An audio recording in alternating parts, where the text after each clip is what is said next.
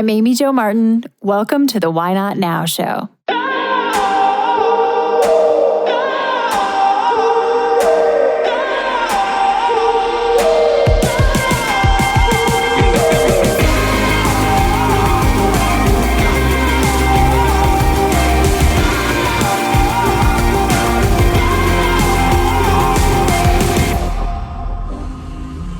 You know that thing you've been thinking about doing? Yeah, that one. Why not now? Have you ever actually taken the time to ask yourself, what's stopping me? Let's talk it through. This is your chance to give that idea the attention it deserves and take action.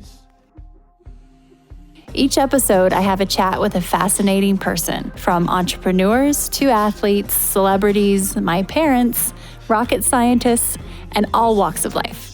We talk through a critical time when they've asked themselves, why not now? We dissect that day or even that moment, step by step. Just let go.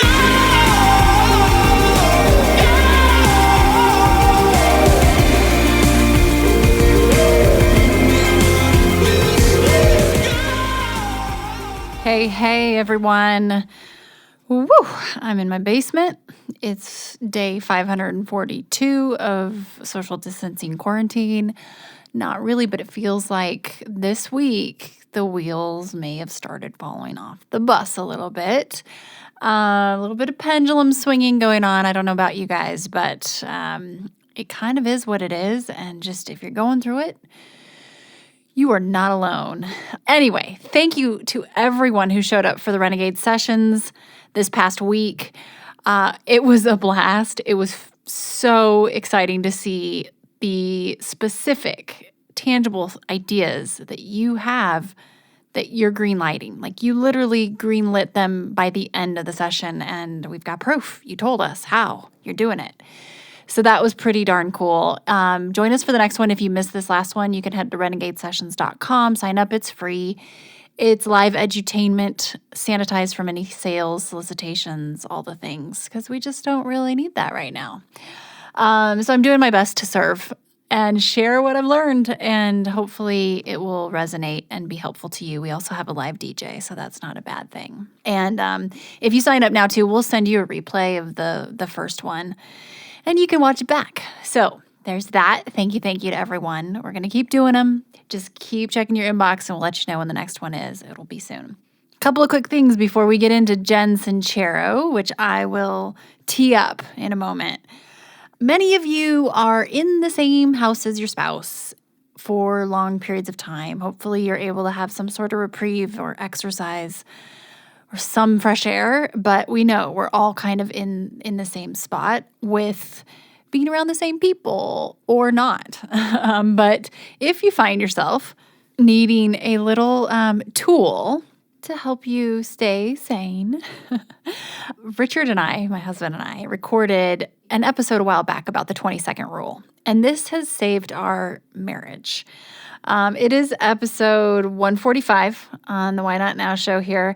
And it's pretty simple, but we explain what the 20-second rule is and how it can be used. It might sound funny, like this is just a joke, and it is kind of funny, but it works. So the rules of engagement are in that episode, so take a listen if you want.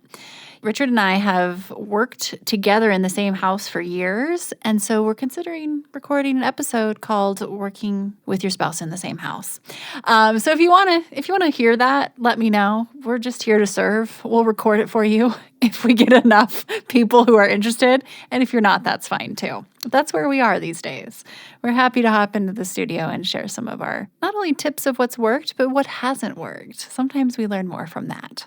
Okay, so I was thinking, what does value look like right now? Like in terms of content creation, in terms of being an entrepreneur who's trying to serve customers, clients, audiences. What does it even look like right now? It looks like leadership. It looks like empathy, reciprocation, customer service, transparency. And I was thinking, there's an episode that I think would be really valuable to bring back out from the archives right now, and that's with Jen Sincero. She hits upon a lot of those things that I feel value looks like right now. And this isn't just my opinion, millions and millions and millions of people have voted because they've bought her books. I think she's sold like 3 trillion now or something, or like a quad billion. I don't know. It's a lot. I'm not going to look up the number because I know you trust me. But it's a series now, and there's a reason why these books sell, right? Because they work, because they're resonating. So Jen, if you're not familiar with her story, or if you haven't seen her book before, it's in every airport. It's all over the interwebs.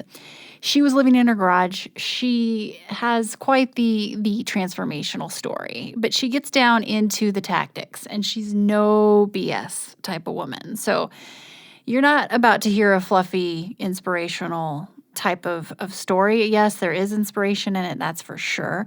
But this isn't, a fluffy type of conversation. She talks about how she did it. So Jen basically got sick and tired of being sick and tired. And right now, although it may not apply exactly to what her situation was, I think right now a lot of us are in this spot where we have a new normal and we're trying to figure out, what can I control? What can I change? And so those areas of your life that you're sick and tired of being sick and tired about, that you can change, that's where you're supposed to focus. So that's your circle of influence. There's another big circle called your circle of concern. That doesn't have anything to do with you. All you can do is be concerned about it. And that's something that should not have as much time and focus and energy. Try your hardest to stay out of that bucket, out of that circle. Keep your eye on the circle of influence. Imagine a little, hollow circle that's drawn in front of you. That's where we put all these things that we actually have some control over and have some influence over. This was actually a tactic that we learned from a former Navy SEAL who came on the show. So anyway, that's what Jen's going to talk about. Now is a time to innovate. And in order to really transform, we have to integrate and apply things we've learned that don't work and make sure we don't do them anymore. And also apply what is working. Now, Jen is qualified to have this discussion and share because she has lived it and she's seen results. And that's why we're about to listen to her, right? So what she's sharing is not just her opinion. This is what has resulted in positive outcome, like actual ROI. She's gone from living kind of that default life, which we all know. I think we've all slipped into that at times, or sometimes we're just stuck there, into creating what she really wants to have in her life and have it look the way she wants to have it versus just the default. So as many of us are at home right now reflecting, what does the inverse of the default life look like? What is the opposite of that? And how can we move toward it? That's what Jen's here to share. And she also talks about money, our relationship with money. I think it's probably a pretty universal topic and concern right now for many, regardless of what situation you're in. And I know it's all different for everyone. I want to be sensitive to that. But it is definitely something that we're all much more aware of right now in more ways than one. So that's a helpful component to this conversation too. I hope you enjoy it. I'll see you on the flip side. And thanks for showing up right now and listening. I hope that this lightens your day a little bit, brings some value. And if there's anything we can do, we're hoping we can offer a hand right now.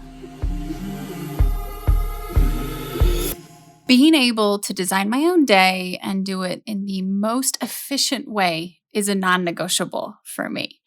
I'm a bit of a time management nerd, so when I find something that allows me to be more efficient and effective to get the most out of my day, I want to share it with everyone. So here's the scoop. I have a new tool in my productivity tool belt, and it's called Monday.com. My team and I have never felt more organized professionally and personally. And my to-do list is no longer the boss of me. I feel more in control because every project, initiative, date, and task is captured and organized in one place. And my team is in the loop and involved every step of the way. We are in lockstep. Monday.com is like having a brand new operating system. Everything has its own home, deadline.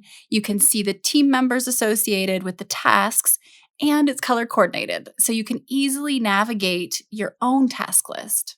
We all have multifaceted jobs, businesses, and lives. With Monday, you're able to keep all of these components organized in their own compartments, but you're also one click away from seeing the big picture and how they all integrate together. Creating systems and procedures within your day and business saves a lot of time. For example, my team and I have a dedicated Monday.com board for this very podcast. Did you know that there are 28 steps involved in getting one podcast ready for air? It's the same exact process every single time.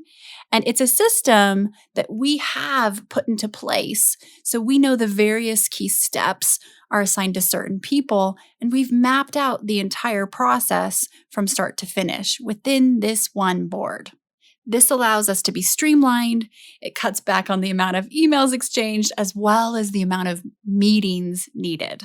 One feature I love is that my social media content calendar is built inside of Monday.com.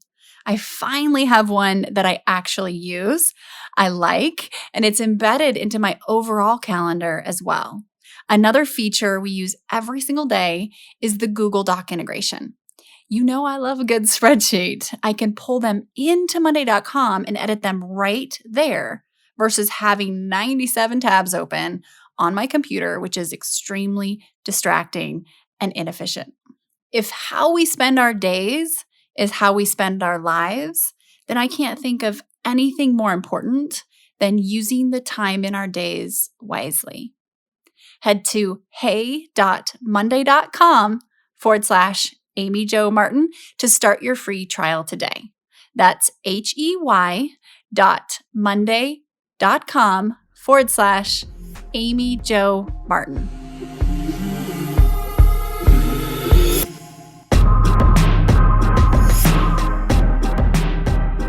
Jen, welcome to the show. Thanks for sharing your time with us today. Thanks so much for having me. I'm excited to be here. Absolutely. I am excited too because I'm a new fan and recently read one of your books. So I will definitely hop into that.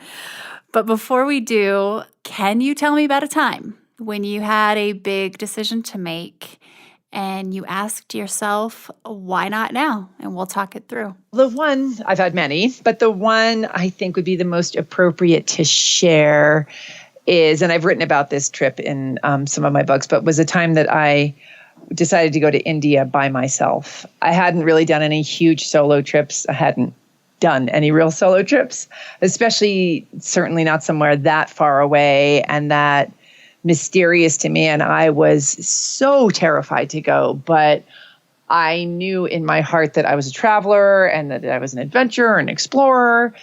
But I'd always done sort of these safe little trips. And I was like, all right, let's just leap off the edge. And you got to do it sometime. So why not just do it now? Book the ticket, buy the book, and do it now. And so you had been thinking about it, you finally greenlit it. Did something happen that day where you just decided, okay, this is it? Or what triggered the purchase of the ticket? Because that's the big thing. It is the big thing, isn't it? I think like so many of these moments for me, it's almost like a ripening. There isn't any definable moment. It's sort of like that moment that it's an aha moment when you just decide to do whatever it takes to make money, or you decide to break up with the person that you've been miserable with for years. You know, it's like, I think that we just ripen. And I actually think it's very subconscious because there certainly isn't anything consciously happening. Like all of a sudden, you know, there's a sale on tickets to India.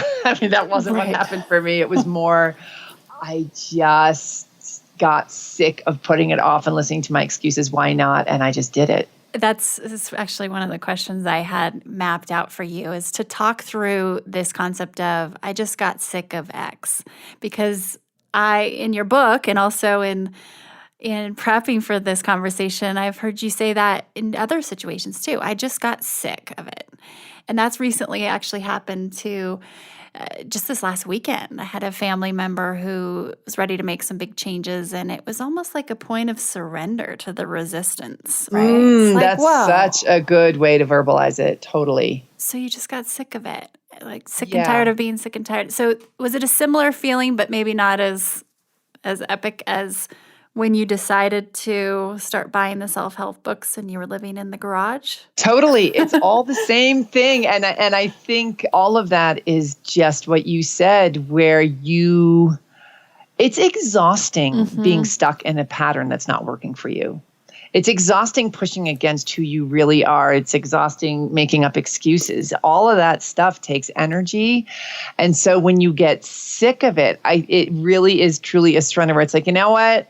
I'm working too hard here. I'm just going to let it go and lean back and see what happens if I don't push against, but rather receive. Yes. So for anyone listening, if you're feeling like you were just sick of XYZ, you're sick and tired of being sick and tired, that could be really great news because it could mean that you are ready. You are right there if you decide to take that kind of first step forward. Mm-hmm. Your book, I was recently on vacation and I was reading a different book. And I'll be completely honest with you, Jen. I have to admit and maybe confess, I've seen your book in the airport over the last couple of years. I travel a lot and I love books. But for some reason, I didn't think it was for me. And I'm not against self-help and personal development books, but I just thought, I thought maybe it's for not my demo or something. And so I was judging a book by its cover. And then You're the first one to ever do that. I know, right? But I'm confessing because I was so wrong. So I get to Hawaii. I'm reading a book out by the pool, and it's called The Game of Life and How to Play It by Florence. I love that book. Yes. Scovel shit. And she wrote it in 1925. It's about the laws of metaphysics, blah, blah, blah. In fact, I think you might even mention it in your... Do you mention it as one of them? Yes. Crazy. Okay, yeah, I have it in the resources. So I'm reading this, and this woman next to me says, "Oh, what are you reading?" And I didn't know this woman from anywhere. I turn over and I show her, and she's like, "Is it good?" I was like, "Yeah, actually, it's pretty amazing, and it's so short, and I have all these notes and highlights and stuff." And I said, "What are you reading?" And she pulls out your book. And I was like, "Oh, tell me about that. Is it good? Like, really, be honest." And she had just maybe gotten into a couple of chapters, and she was like, "Yeah, I'm really enjoying it." Her mom had just passed away suddenly, and she was really grieving. And we started talking about it, and she said, "Well, why don't we exchange just for the day?" Because I knew she could get through mine in a day, and I was a pretty quick reader, but I could at least get to know yours well enough to see if I wanted to buy it, to test drive it. We end up trading, and she and I became buddies. We talked throughout the trip. All of these things happened, and I needed your book even so much more than this other one at this time. It resonated with me in such a way that it's like your way of articulating things is not woo-woo and out there fluffy, but it's also funny and it's real. And I just appreciate your style and willingness to share your journey. So it was this really cool experience of how I came into your book. Your book came into my world. It clearly was needed. That is a great story. My gosh. It's like a honey badger. It's going to find you anyway. It's going to keep chewing and following you around on vacation until you read it. Exactly. And the universe was conspiring. And so a couple of things I'd love to expand on that you wrote and get some more of your thoughts. The way that you talked about needing to raise your frequency to match the frequency, or to match the vibration of the one you want to tune into. You clearly went through, your life journey, and you all of a sudden started just realizing these things? Or how did you get to the point to where you were able to articulate all of this so concisely? Were you still going through it? When I wrote You Are a Badass? Yes. Well, first of all, I think we're all always going through it. You never finished with the work. They have this great expression, new level, new devil. So I'm still alive, so I'm still doing the work. But when I wrote the book, it was definitely, I had been studying self-development and practicing and coaching it for many years. So it was a result of all of my findings and discoveries up until that point. Interesting to just the different areas that you explore. It's so prescriptive, but also it's equal parts inspirational, and they're tools too. And it's funny. So one of the things about just this concept of raising your frequency to match the frequency or to match the vibration of the one you want to tune into, did you dive into the science of that? Because you don't seem to me to be a super woo-woo type of person, yet this is explained in a different way that just doesn't resonate the way other things I've read have. That was honestly more from life experience than my scientific research, which is non-existent, because we do it every day unconsciously, sometimes consciously, but unconsciously. If you want to have a productive day, you listen to inspiring music, or you have a mastermind with your best mastermind partner. You read some kind of book that's going to lift your spirits up. You raise your frequency. You put yourself in the frequency that you need to be at to then go out and kick some ass, right? And I would just see energetically in my life how this worked all the time. If I was being a sad sack and lying around and whining and complaining, I would be in this sphere where that was my quote unquote reality, and I would notice the things around me that, I'd notice all the negative things in my life and all the reasons why it can't work and boo hoo, woe is me. And then when you make the decision to not do that, you can literally shift your energy with some tools and some choices. And then all of a sudden the world looks totally different. So it's the same world. You're just attracting, quote unquote, attracting these things to you because you've shifted your perception. Our realities are completely based on how we choose to perceive our world. So this whole vibrational thing, that's how I really learned how to understand it, was by getting really serious about changing my life and then being diligent about the choices I was making with my frequency in order to make those changes, the things I wanted to manifest come true. It's amazing how you even say, we're all attracting energy all the time, regardless of whether we realize it or not, or if we want to or not. To know that this is going to happen anyway, you might as well tune in and right. Right. And that you have a choice. Yeah. So you can choose. It's going to happen anyway. That's such an important point to bring up, because if you're staying with the focus and the beliefs that don't serve you and don't bring you joy, it's going to happen. Those things will keep showing up in your life. So it's such an important thing to remember that you're doing it no matter what. So you might as well do it in a direction that brings you joy. Exactly. And if you don't believe that, there is science that backs it up with constructive interference. Someone else will write about. Yes. Yes. But and I could go on and on and on with all my highlights about your book, You Are a Badass.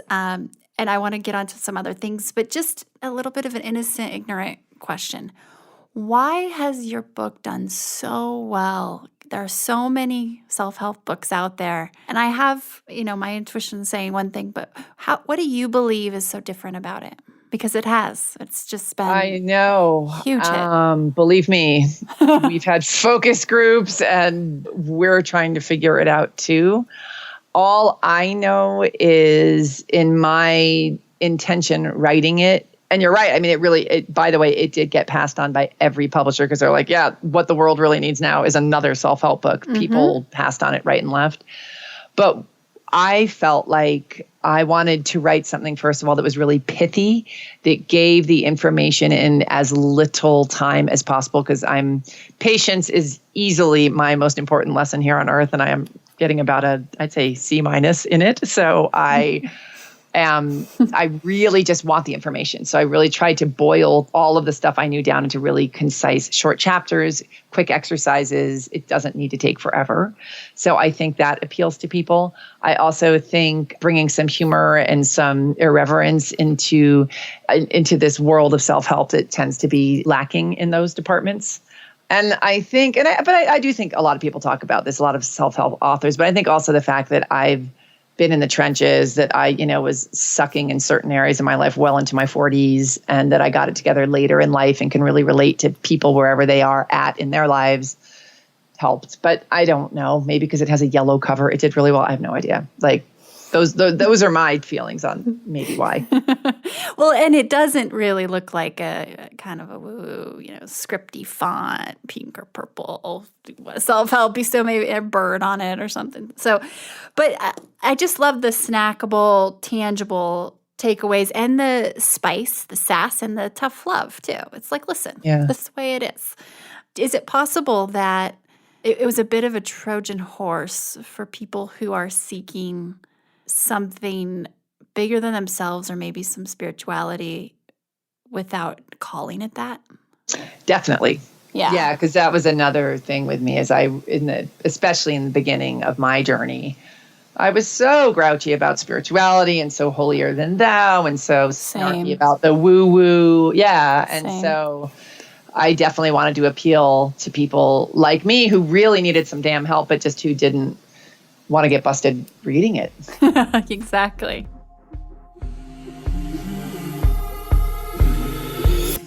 We're going to take a quick break and we'll be right back. I'm hopping in here to tell you about a new discovery of mine. I'm in love, and let me tell you, I've fallen hard. We all like our caffeine in the morning. I look forward to that first, second, and fifth cup of coffee in the morning, but now I exclusively drink Super Coffee. I'm such a fan that I actually invested in the company, the team, and their culture. The love for what I do every day makes me jump out of bed in the morning, but Super Coffee truly fuels that fire. It's fueled with positive energy, from the ingredients they use to their brand promise. Super Coffee removes the negatives like sugar and adds the positives like MCT oil and protein so that you can maximize your day. I have an embarrassing secret. I used to be addicted to diet soda. I'd roll out of bed and pop open a can before my eyes were even fully open. I had never been a huge coffee drinker, but when I gave up diet soda on July 12th, 2015, yes, the moment deserves an anniversary. It was a big deal. I needed another caffeine source at that point. For me, that meant coffee with lots of artificial sweeteners, with crazy ingredients I can't pronounce that made me crash by 2 p.m. or so. Well, not anymore.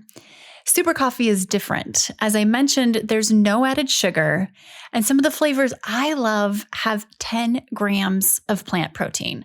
Now, I'm not a big meat eater, so this really helps, and they've just added a few new flavors to their plant-based offering, like French vanilla and sweet cream.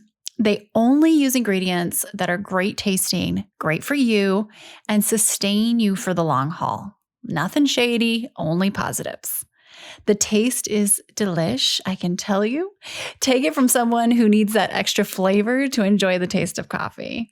And Super Coffee also comes in ground coffee, Keurig pods, creamers, and more on their website, drinksupercoffee.com.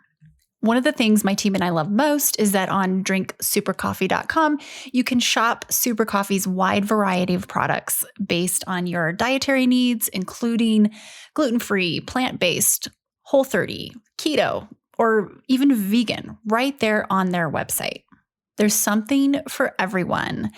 While you're on the site, go ahead and stock up because Super Coffee is hooking up Why Not Now listeners with a 25% discount. Head to supercoffee.com and use the code Why Not Now for your 25% discount on all products. drinksupercoffee.com is the only place this offer is available, and your discount works again for all products. Just use Why Not Now as your code, all one word. There are no restrictions. I'm an investor in Super Coffee because the founders truly do walk the talk. Yes, their coffee provides positive energy, but so does their company culture. Their founders are three brothers who share a work hard and be nice to people mentality, and they spread that throughout their culture at Super Coffee. They know the importance of having diverse perspectives at the leadership level. And you know, I'm a fan of elevating women in leadership. In fact, one of my Renegade Accelerator grads, Jamie Christ, is one of those women. So once that positive energy arrives on your doorstep, hit me up on social at Amy Jo Martin and show me what flavors and products you went with. And bonus points if you try one of their seasonal blends. The company is growing quickly, and you'll probably start noticing Super Coffee in your local Walmart, Target, or Costco. They are now in over 30,000 retailers nationwide. To take advantage of your exclusive 25% discount, head to drinksupercoffee.com and enter Why Not Now at checkout. That's Why Not Now, all one word. drinksupercoffee.com is the only place this offer is available, and your discount works for all products, no restrictions. Okay, let's talk a little bit about money. So your next book you wrote, and I'm curious to what you're up to now too, by the way. I have some predictions, but I'm really curious. So money, you are, even in the first, the You Are a Badass, the first one, you talk about it being okay to talk about it. And let's not make it so taboo. And it's okay to want to make money. Can you talk about your relationship with money a little bit and how it's evolved and just some of the tips and takeaways from that second badass book? Well, first of all, money was the reason that I ever picked up a self-help book in the first place, because I was doing a lot of things creatively. I was in a band. I was traveling on a shoestring, but I was traveling. I was living a life that I liked. But I was so broken, as you mentioned earlier. I was living in a garage in my 40s. And so that was the very obvious second book for me to write after You Are a Badass, because that was what my whole trajectory was around, was money. And I truly believed that if my ass could get rich, other people totally could do it too, because I had spent my entire life steeped in beliefs that it wasn't available to me, that I sucked at it, that it was wrong. Like, I had every single excuse in the book not to get rich. And so I was really, really excited to write about that and yank people out of their stupors who could relate to some of the stuff I was going through. So that's where I lived up until my 40s. And then I started reading, then that same thing, like, why not now? I made that decision, and it actually had a lot to do with my trip to India, which is why I brought that up in the beginning, actually, is because when I got back from India, which was something that scared the living crap out of me, going all the way to the other end of the planet by myself, where I could just disappear in a poof and nobody would know what happened to me. It was such an amazing adventure and so exciting. And it lit me up so big and bright that when I got back, I thought I would be grateful for my little hovel of a garage just to have that after having been over there. But it did the exact opposite, because I had faced one of my biggest fears, and I had tapped into a huge part of myself that I had never really tapped into, which was this adventure-y, nomad-y part. And I came back and I was like, I'm getting a better place, and I'm going to be traveling my ass off, and I need money to do all of this. So that was a huge catalyst for this waking up to doing the money thing for me. And so I started reading self-help books, and I started going to money-making seminars that were really uncomfortable for me because, again, I was still really snarky about the woo-woo. Hello, my name is Jen, badges, right? Yeah, exactly. You know, the name tags and all that stuff. And honestly, the most important part, and this I found so much in my coaching career too, the most important thing I did when I decided to get rich or make money or whatever you want to call it, was give myself permission. And I have found, I've been a coach for over 10 years, and that really is what the job of a coach is giving people permission to be whoever the hell they are and to go after whatever the hell it is that you desire. And when it comes to money, it is such a loaded topic, and it's so dirty to say out loud, I love money, I want to make lots of it. Like, that is so loaded that so many people stay in financial struggle because they refuse to even look at what that means. They just immediately shove it in the closet because it's so dirty and gross, and they don't want to be that kind of person. So the biggest first step I made was to give myself permission to get out there and make money. And you weren't comfortable with this idea of investing in your personal development at first, right? But that's clearly Definitely not. what But set it you was, free. yeah, well, it was from that decision. I talk a lot about the difference between wanting something and deciding something. When you want something, you quit the second it gets too hard or too expensive or too risky. But I had decided that I was going to get out of financial struggle and start making lots of money. And that's when, opportunities to fly to some You Are a Millionaire conference in Las Vegas. I had to pay for the hotel room. I had to pay for the ticket. I had to pay for entry. I did it. I found a way instead of coming up with a zillion excuses why I didn't have time or I didn't have the money or whatever. And same with hiring coaches, and same with every single step I took was just like this. Oh man, I so don't want to pay for this. I don't even know how I'm going to pay for this. It was always a shove. But if you're serious about changing your life, you can't be afraid of that moment that seems impossible and something you so totally don't want to deal with, because that's outside your comfort zone. And that's the place where the real change happens. There's so many taboo topics here. Money, personal development, or self-help. It's just the semantics around some of these things. Even, sometimes meditation and mindfulness. And I used to think they were just such, fluff. And now I realize how much of a strategy these things are. It's incredible. So you even talk about toward the end of the book, you talk about getting very specific about money. So when listeners right now, let's say they have a why not now idea, a lot of the times what's keeping people from going from idea to action, they think, is money, right? From quitting Totally. or stopping something and starting something new, or even investing a little bit into something. It could be anything, but a lot of times money's involved. So for someone who says their excuse or their reason is, I can't because of money, what's the first thing you would say to them? Okay, so you can't because of money. So let's pretend that I have a gun to your head and you have to come up with this money to do whatever it is that you desire to do within the next 48 hours or it's over. The things and I'm not talking about doing anything illegal or, amoral, but how would you push yourself differently? How would you put yourself out there differently? What risks would you take to get that money in your hand if it was a life or death situation versus I want to start my own business? And it's amazing what people do when they have to, Wow.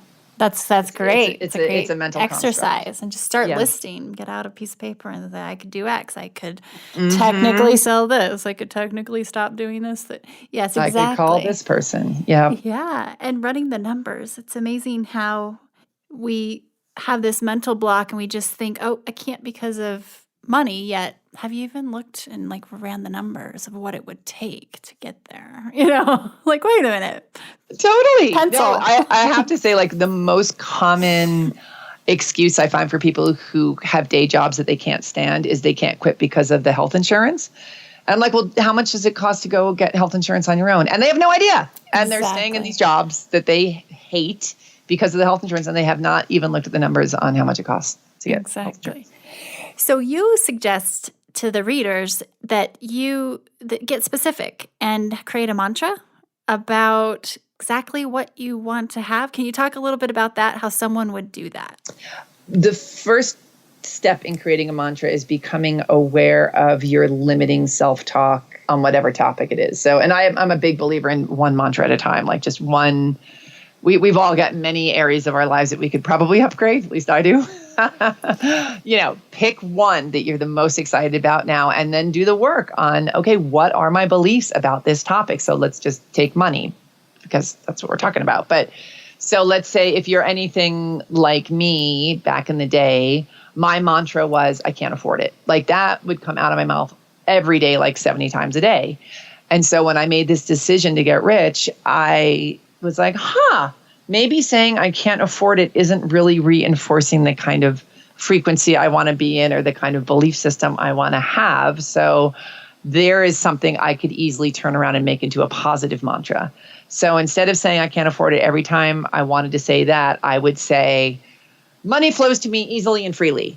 And even though at that time it didn't seemed to be so, I kept saying it over and over. Money flows to me easily and freely. And the more important thing about a mantra than it being 100% true in the moment is that it feels good, that it brings up some kind of emotion, that it raises your frequency. So when I was saying money flows to me easily and freely, I could feel it. I can feel it now. Like, that's an awesome feeling. It's very visceral, right? So it would raise my frequency. And then, because if I'm busy saying I can't afford it, I'm going to be attracting all of this proof to prove that I can't afford it. If I'm saying money flows to me easily and freely, I'm like, okay, I'm going to look, I found $5 on the street last week. Like, that's one little piece of proof. And there were times when I did make money when it did flow to me easily and freely. So I started looking for proof of that.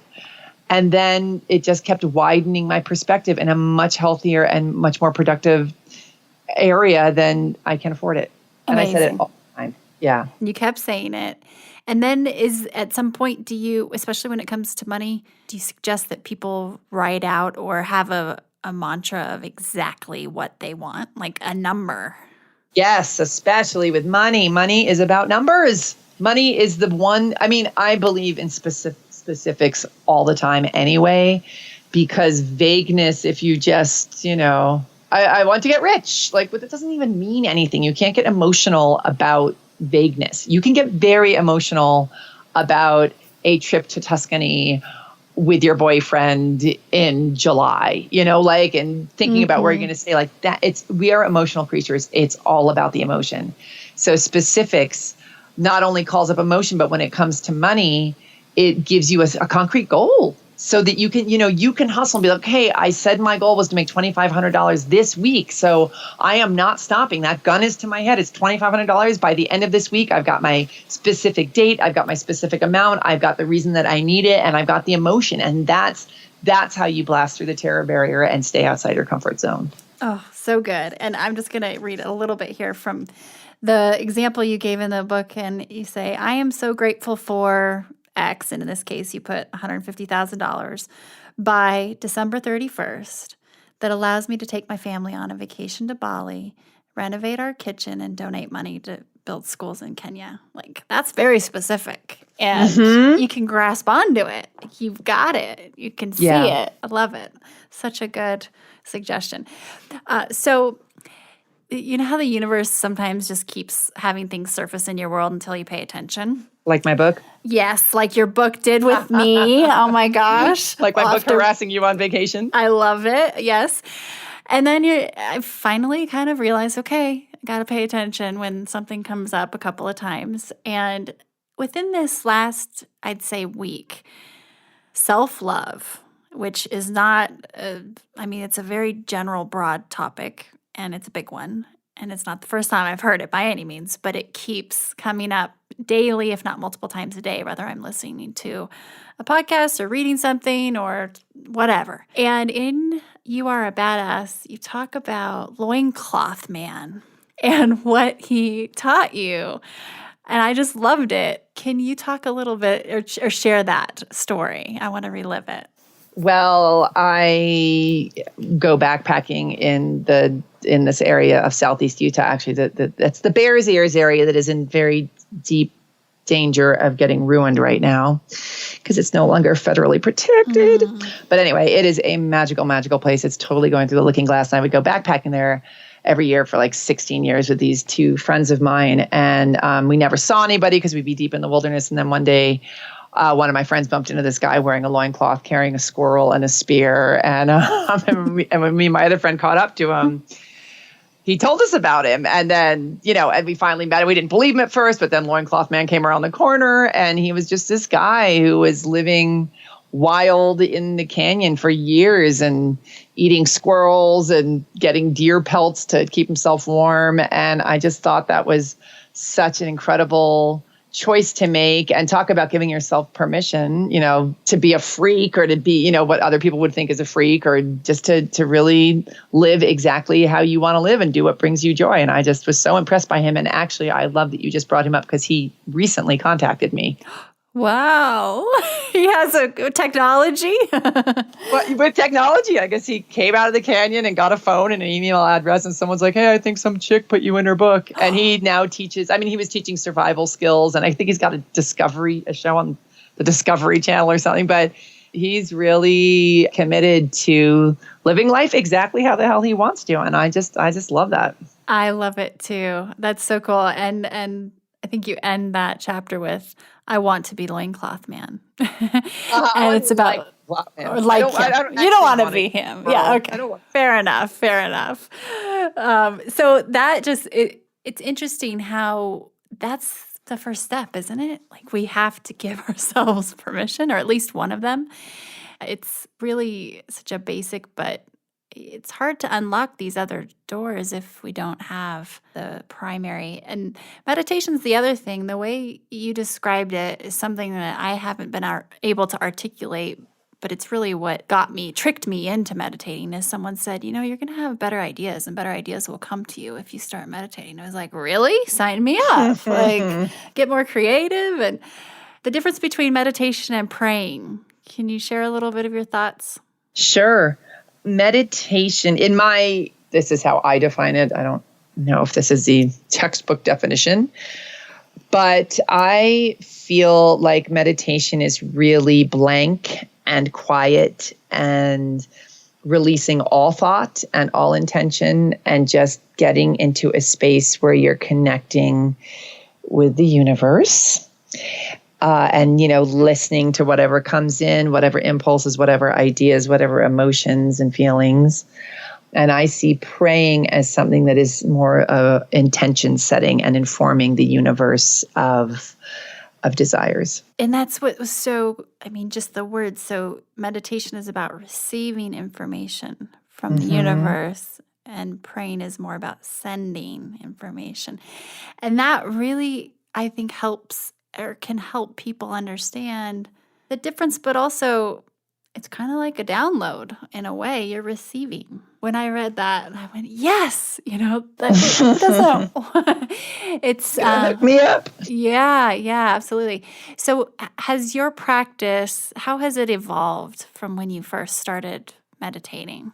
Oh, brother, I hate this question because I'm so, you know what, but whatever. I am a sprint runner, and I go through really awesome, juicy periods of being a total badass meditator, and then I go through them where I don't meditate at all. Right now, I am back in, and it's like any other practice or any kind of workout where every time you drop the ball, it takes longer to get back into shape and it's more painful. So it's like, I lost my meditation muscle. I am presently building it back up right now, but I'm by no means back in the best shape I've ever been. But I'm going to get there. I'm serious about it. Well, and I appreciate your honesty too. It goes along the lines of something else that I think, you've touched on, and your environment can really change. It can impact you in such a big way. And that's something, recently I got this chair. I live in the forest, and I got this swing chair that I have outside.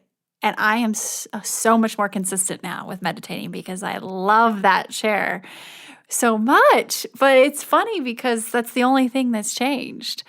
And your environment, Interesting. whether you... Maybe I should get a swing chair. I want one anyway. That's great. Yeah, it's really cool. So what's one thing that you find yourself, one lesson you find yourself having to learn over and over? Oh, patience. Have patience. That I actually had years ago, I had a friend whose mother was a handwriting analyst, and she didn't even analyze it. She looked at my handwriting. She's like, oh my God, this person has got to slow down. I am really just learning to be patient. I moved, I live in the mountains now. I live in Santa Fe, which is basically, it's a lot of retirees and a lot of lost tourists. And it's a great place to learn about patience behind the wheel. There you go. Yeah. And what are your go-tos? If you feel like you're going too fast and you're rushing, or your pace is too quick, how do you slow yourself down? Taking a breath. Just really take a breath and get back into perspective. It does not matter. Is there something you've been thinking about doing, Jen, that now you're asking yourself, why not now? Could be personal, professional, big, small. Is there something that you're right on the brink of green lighting? You're in between idea and action? Interesting. I have to say, At this moment in my life, no, because I am doing a lot of the things that I have said that in the past too. So I've actually I've sat down and took my own medicine and wrote out my goals and was like, I have all this amazing success and time and money to do things that I didn't before. And I was like, what is something that I would love to do that I haven't let myself do yet? And it is hanging out with the people I love and laughing my ass off. And so I'm actually working on 2 different just straight on comedy projects with friends who I've had since I was 18, who are also really successful writers. And we are having a blast. How fun. Is this going to be like a live comedy tour or projects that you're just writing but not performing? Or one is a screenplay and one is a television show that we want to shoot. Oh, fun. I know. That's super exciting. And any books in the works, or are they on pause for the moment? Oh, no. There's always a book in the works. Yes. So there are some in the works. They're still being negotiated, but Gotcha. yes. Cool. More badass stuff coming down the pike. Good. There's this, I don't remember how you positioned it, but in your first badass book, you say sometimes it's good to use this phrase, this is good because blank. I just have to share with you, we've adopted that in our household. And it's almost become comical at times because like something really silly or something that we definitely didn't want to happen happens. And the immediate thing is, this is good because, and we just look at each other and our eyes get big and be like, someone has to answer, come up with an answer. That's great. I appreciate that. So thanks for the tool. Thanks for using it. Are now using. Absolutely. And I have a few rapid fire questions for you. All-time favorite book? I just read one that I can't stop thinking about, All the Light We Cannot See. Have you read that thing? No. Okay, so it's... It's a novel. It is one of the most beautiful works of art I've read in a very long time. Are you more nonfiction or fiction? I know you've done a lot of self-help books. Reading, yeah, so. I'm reading Gloria Steinem's autobiography, so I tend to go back and forth. I give myself a novel and then I do nonfiction, and I like it all. Yeah, as long as it's well written. What keeps you up at night? My dog. What keeps me up at night? Really, my hip. Oh, really? Yes, I'm in the market for a new mattress. If anybody's got any suggestions. Yes. I don't, I'm lucky. I've gotten pretty good. This is where meditation, folks, can really help you out. It helps you unhook from thoughts, especially ones that might keep you up at night. But as a metaphorical term, what keeps me up at night is what's going on in the world and our country. Mm-hmm. Can understand that for sure. And pirates or ninjas, who's tougher and why? I'm going to say pirates because I don't really know that much about ninjas. And you know pirates well? I know pirates really well. Great question. Because I think the sea is terrifying, and being on a boat in the middle of the ocean takes some serious toughness. Yeah, fair enough. I'm team pirates too, so we'll join you on that one. You're in a crappy mood. How do you get to happy?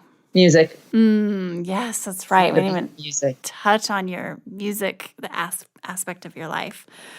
And what advice would you give to your younger self? Don't worry so much. Trust that everything is going exactly as it's supposed to. I saw a picture of myself when I was like 28, and I have my legs crossed twice. You know how like you can cross your legs and you tuck your foot behind your ankle? A yoga move or something? Exactly. and I have my arms kind of doing the same things, and I'm biting my nails. I was like, oh my God, loosen your bone, Wilma. I am just literally tied my body into a knot. I used to be very concerned that I didn't have it all figured out and didn't know what I was doing and didn't know the end results of things. Yes, same. That's a good one. It's a very common answer, but it's really? So true. It's interesting, yeah. And I just was sharing that with someone. I get to interview some of the world's most fascinating people, really. And when you start to pull that data of that answer, it's like, wow, trust and ease up. Usually, relax a little bit. Listen up, everyone. I mean, that applies always. I don't think we're ever done. Yeah, no, absolutely. Say old age or age definitely loosens you up.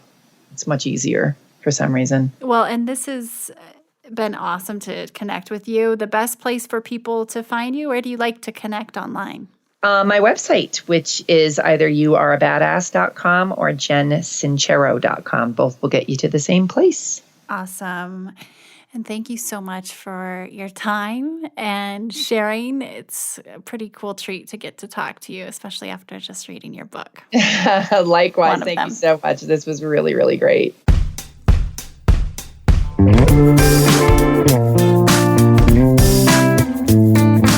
Hey everyone, thanks for listening to the show.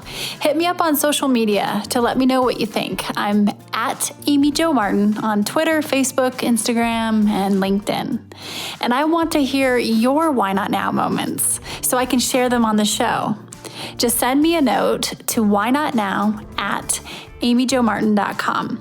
For show notes and other offers, you can visit amyjomartin.com/whynotnow.